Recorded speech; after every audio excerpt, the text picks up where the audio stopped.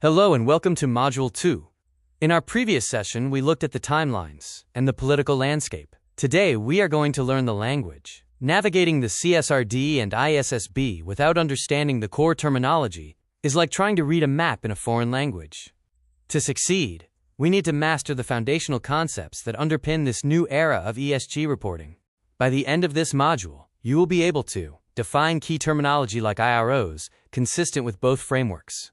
Explain the critical concept of materiality, specifically how it differs between financial and impact reporting. Identify the 4 core content pillars that structure every major sustainability standard. And finally, understand connectivity, how sustainability data must link back to your financial statements. Let's dive in. In the world of sustainability reporting, everything starts with an acronym, IROs. This stands for impacts, risks, and opportunities. These are the atoms of your sustainability report. First, we have impacts. This is the inside-out view. It refers to the positive or negative effects your company has on people or the environment. Example, if your factory pollutes a river, that is a negative impact. If you launch a product that cleans water, that is a positive impact. Next, we have risks. This is the outside-in view. This refers to the potential for a sustainability matter to negatively affect your bottom line, your financial position, or cash flows. Example, if a new carbon tax increases your operating costs or flood damage shuts down a factory, that is a financial risk. Finally, opportunities. This is the positive financial side. It's the potential for sustainability to improve your financial performance. Example, developing a new energy-efficient technology that opens up a new market revenue stream. Now that we know what IROs are, how do we decide which ones to report? This brings us to the most important concept in this entire course, materiality. Historically, accounting only cared about financial materiality.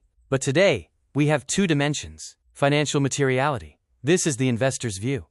It focuses on matters that trigger changes in the enterprise value of the company. This is the primary focus of the ISSB standards, IFR SS1 and S2.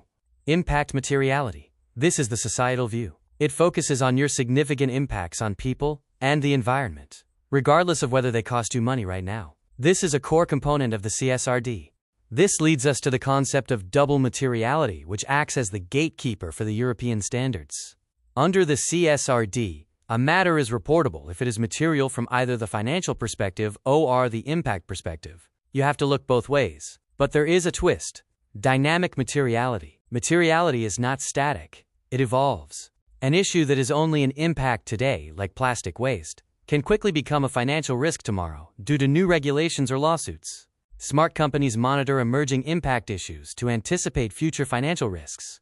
Once you know what to report, how do you structure it? Fortunately, both the ISSB and CSRD have adopted a universal structure popularized by the TCFD. There are 4 pillars. Governance. How do your board and management oversee these issues? Strategy. How do these risks and opportunities affect your business model and financial planning? Risk management. How do you identify and assess these risks? Metrics and targets. How do you measure performance? E.g., your GHG emissions. If you memorize these 4 pillars, you understand the architecture of almost every modern ESG standard.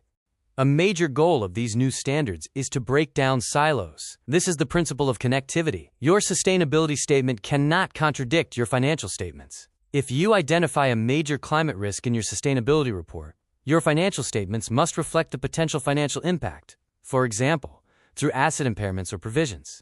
Furthermore, your reporting boundary is expanding. You can no longer just look at your own operations.